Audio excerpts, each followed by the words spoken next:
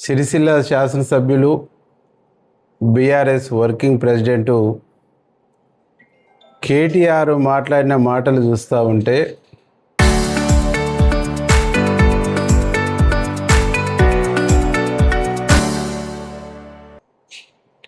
మేము మాట్లాడటం స్టార్ట్ చేస్తే, మేము భాష వాడటం స్టార్ట్ చేస్తే ఈ భాషా సృష్టికర్త కేటీఆర్ అని చెప్పక తప్పదు.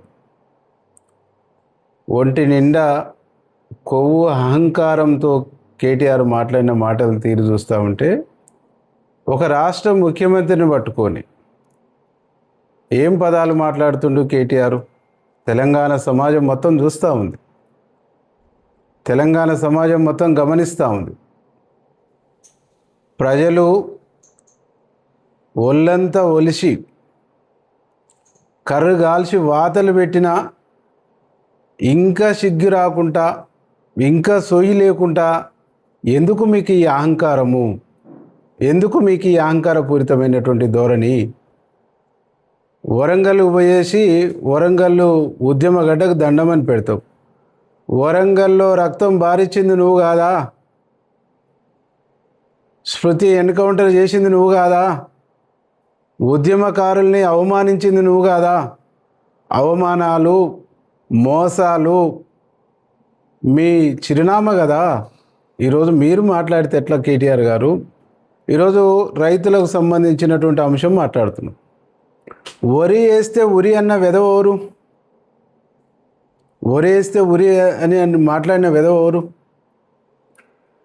ఇవాళ ఏకకాలంలో 20,000 కోట్ల రుణమాఫీ చేస్తుంటే, రుణమాఫీ చేసినటువంటి ప్రభుత్వం రేవంత్ రెడ్డి ప్రభుత్వం అని చెప్పేసి ప్రజలంతా కొనియాడుతుంటే నీ కళ్ళు కనిపిస్తలేవా? చెవులు వినిపిస్తలేవా? నువ్వు మాట్లాడిన భాషను మేము కూడా మాట్లాడవచ్చు. ఈ రాష్ట్రాన్ని కొకేన్గా మార్చినటువంటి వెధవోడు, డ్రగ్స్ రాష్ట్రంగా తయారు చేసినటువంటి వెధవోడు అని మేము కూడా అనవచ్చు. కానీ మాకు సంస్కారం అడ్డం వస్తుంది.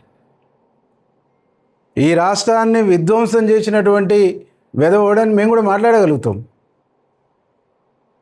అమరవీరులను మోసం చేసిన వెధవోడని మేము కూడా మాట్లాడగలుగుతాం. ఉద్యమకారుల ఉసురు తాకి ఓడిపోయిన వెధవోడని మేము కూడా చెప్తాం. కానీ నువ్వు మాట్లాడుతున్న భాష ఏంది? ఒక రాష్ట్ర ముఖ్యమంత్రిని పట్టుకొని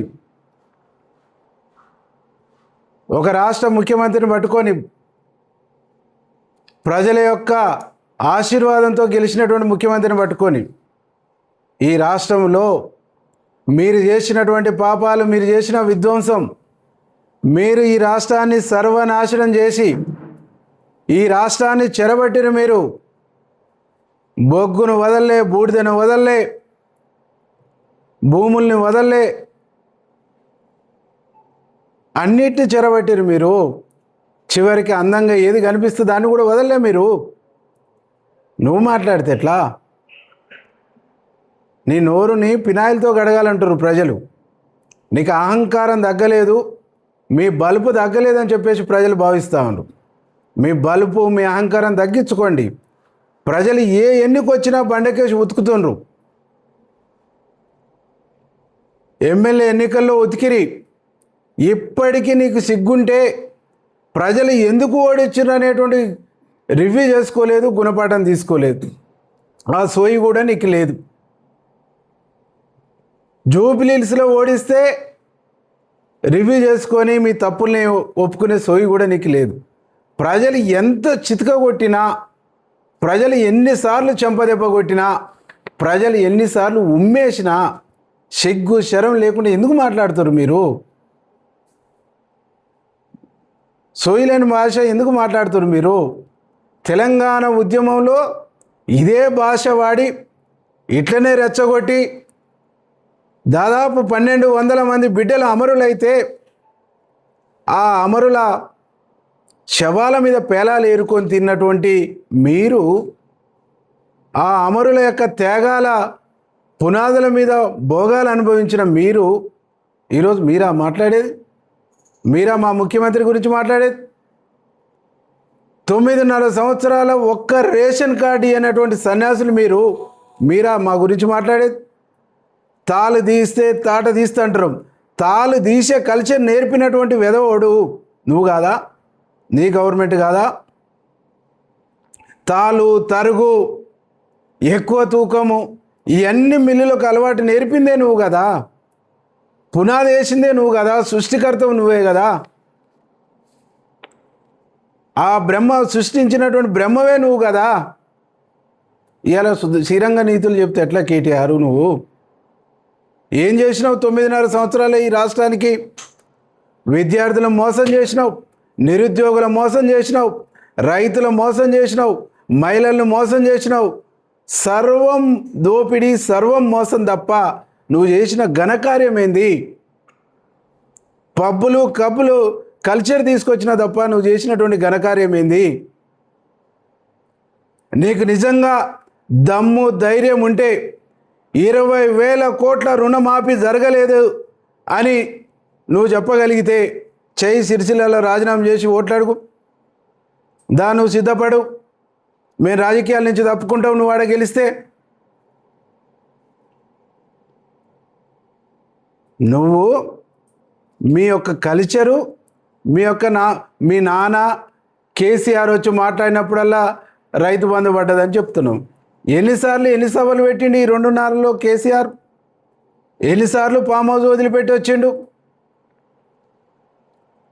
మీ ప్రయోజనాల కోసం, మీ అస్తిత్వం కోసం అప్పుడప్పుడు వచ్చే అహంకారాన్ని ప్రదర్శిస్తారు తప్ప మీకు తెలంగాణ ప్రజల మీద ఏం సిద్ధశుద్ధి ఉంది? ప్రధాన ప్రతిపక్ష హోదాని ఈ రాష్ట్రంలో మీకు ప్రజలు ఇస్తే ప్రధాన ప్రతిపక్ష నాయకుడు ఒక్కనాడన్న అసెంబ్లీకి వచ్చిండా? ఒక్కనాడన్న ప్రజల సమస్యల్ని అసెంబ్లీలో ప్రస్తావించిండా? ఒక్కనాడు ప్రజల సమస్యల్ని అసెంబ్లీలో ప్రస్తావించని మీ నాన్న, దానికి నువ్వు ప్రజలకు సమాధానం చెప్పేది పోయి మా ముఖ్యమంత్రిని తిడితే ఏమొస్తుంది నీకు? ఈరోజు మా ముఖ్యమంత్రి గారు ఏదో తొట్టి గ్యాంగ్ వేసుకొని మా రాహుల్ గాంధీని కూడా నువ్వు విమర్శిస్తా ఉన్నావు. మా రాహుల్ గాంధీని కూడా మీరు అవలేవని మాట్లాడుతున్నావు. అసలు నీకు కనీసం ఇంకితం ఉందా? నీకు బుద్ధి జ్ఞానం ఏమన్నా ఉందా?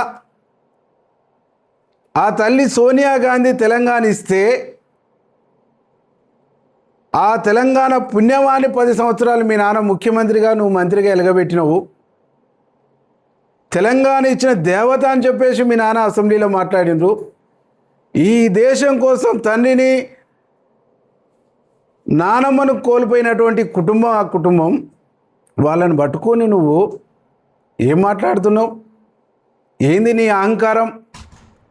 ఏంది నీ పొగరు? ఏంది నీ కొవ్వు? ఏంది అసలు నువ్వు ఏమనుకుంటున్నావు? నువ్వు తెలంగాణ సమాజం అనేటువంటిది ఇప్పటికే మీ దురహంకారాన్ని, మీ దుర్మార్గమైనటువంటి ఆలోచనని, మీ నిరంకుశ విధానాల్ని తెలంగాణ సమాజము ఎన్నటికీ క్షమించదు, ఎప్పటికీ క్షమించదు.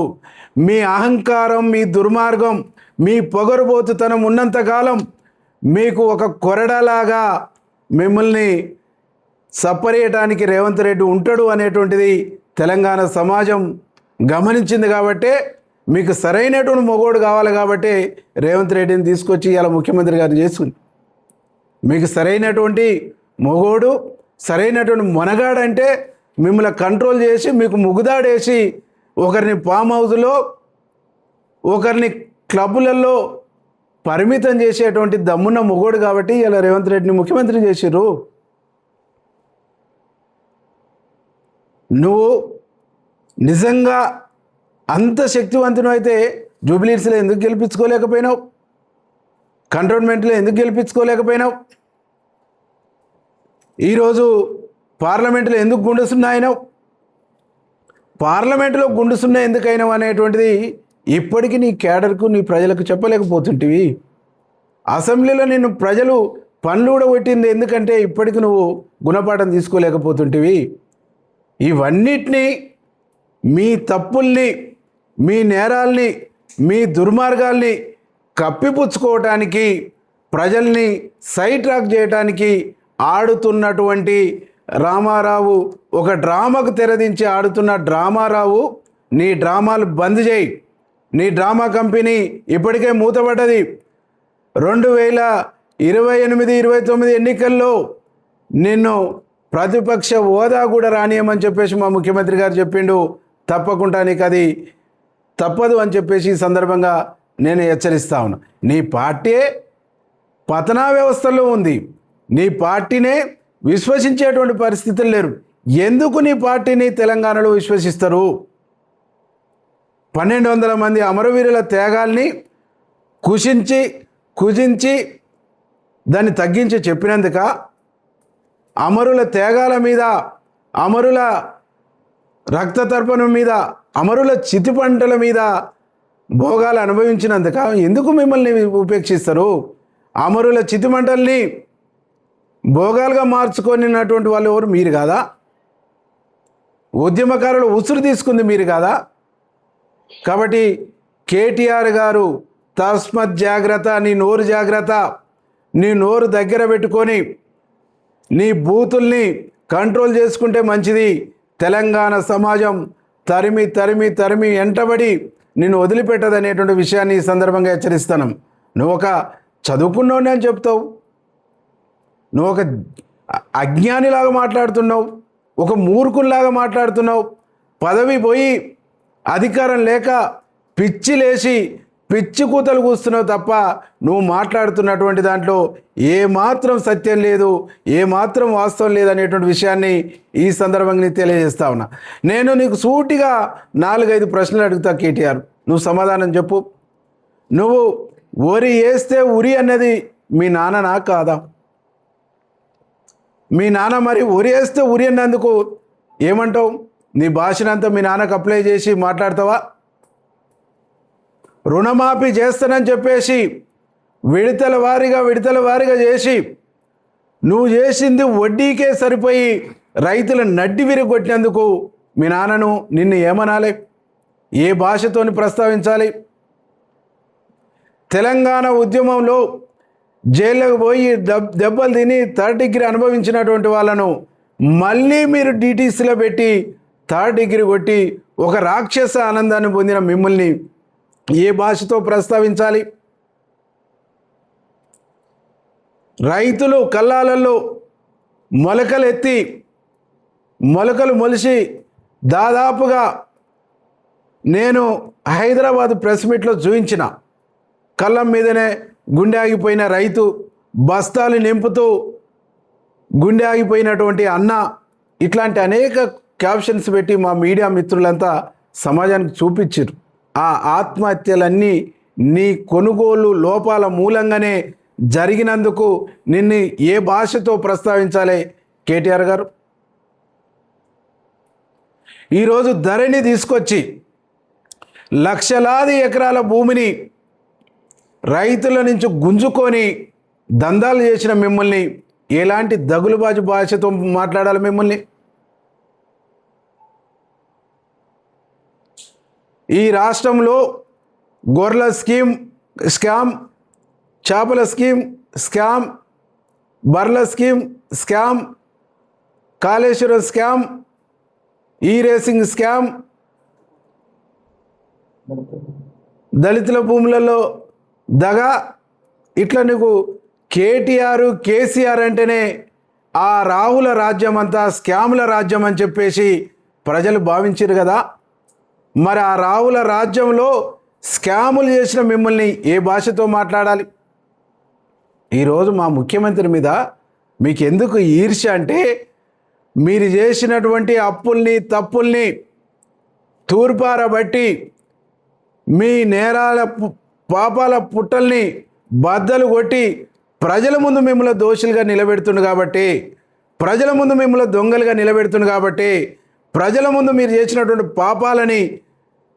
పాపాల భైరవుని ప్రజల ముందు నిలబెడుతున్నారు కాబట్టి ఇవాళ మా ముఖ్యమంత్రి మీద అంత అక్కసు, అంత పగ మీరు పెంచుకోరు. నిజంగా ఒక ప్రజారంజకమైనటువంటి పాలన ఈ రాష్ట్రంలో అందిస్తుంది మా ముఖ్యమంత్రి కదా. కనిపిస్తలేదా నీ కళ్ళకు ఉచిత బస్సు? కనిపిస్తలేదా 500కు గ్యాస్ సిలిండరు? కనిపిస్తలేదా కొత్త రేషన్ కార్డు? కనిపిస్తలేదా సన్నబియ్యం? కనిపిస్తలేదా? రేపు జూన్ నుంచి స్టార్ట్ కాబోయేటువంటి పొద్దునట్టు పూట పిల్లలకు పాలు, బ్రేక్ఫాస్ట్లో పాలు, రాగి జావా కనిపిస్తలేదా? ఇంటిగ్రేటెడ్ గురుకుల పాఠశాలలు 25 ఎకరాలలో 200 కోట్లతోని నువ్వు ఆగమాగంగా గురుకుల పాఠశాలలు పెట్టి అద్దె భవనాల్లో దోలినవు తప్ప ఏనాడైనా ఒక కొత్త గురుకుల పాఠశాల నిర్మించి విశాలమైనటువంటి భవనంలో పిల్లలకు చదువు చెప్పాలనేటువంటి జ్ఞానం సోయి నీకేనాడని ఉందా? ఎన్నికలు ఏం చెప్పినావు? KG to PG ఉచిత విద్య అని చెప్పినావు.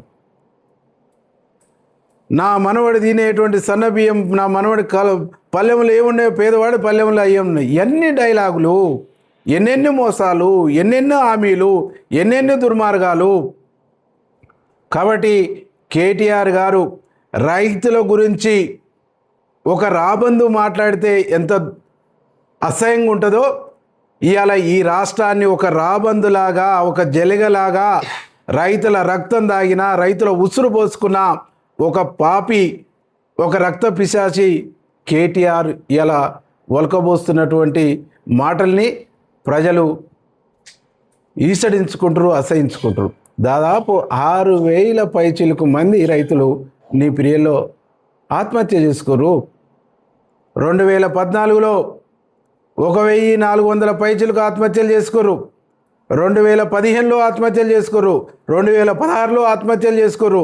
2017, 18, 19, 20, 22, 23 వరకు కూడా ఈ రాష్ట్రంలో 6,000 పైచిలకు రైతులు ఆత్మహత్యలు చేసుకోరు. నువ్వు ఆ రైతుల గురించి మాట్లాడేది. ఈరోజు బాజాప్తగా రైతులంటేనే కాంగ్రెస్, కాంగ్రెస్ అంటేనే రైతులు.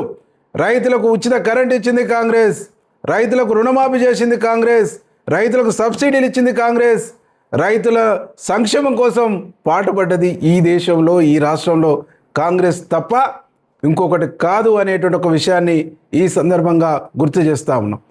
ఈరోజు ఈ రాష్ట్రంలో, దేశంలో సంక్షేమానికి పెద్దపీటేసి సంక్షేమ రాజ్యంగా ఈ దేశాన్ని మార్చినటువంటిది కాంగ్రెస్ పార్టీ. ఆ వరవడిలో ఈ రాష్ట్రాన్ని కూడా సంక్షేమ రాష్ట్రంగా దేశానికి ఒక రోల్ మోడల్గా చూపించింది రాజశేఖర రెడ్డి గారు. మా గురించా నువ్వు మాట్లాడేది? మా ముఖ్యమంత్రి గారి గురించా నువ్వు మాట్లాడేది? మా ముఖ్యమంత్రి దమ్మున్న మొగోడు, కలజో ఉన్నాడు, శక్తి ఉన్నాడు, సేవ ఉన్నాడు, ఒక విజన్ ఉన్నాడు, ఒక దూరదృష్టి ఉన్నాడు.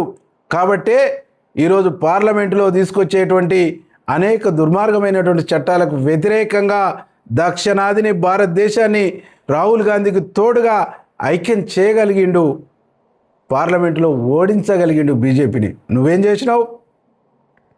బీజేపీ తీసుకొచ్చిన ప్రతి నల్ల చట్టానికి తెర వెనకాల నువ్వు చెయ్యి ఊపినవు తప్ప ఎన్నడూ ఎదిరెళ్ళినటువంటి వాడిని కాదు నువ్వు.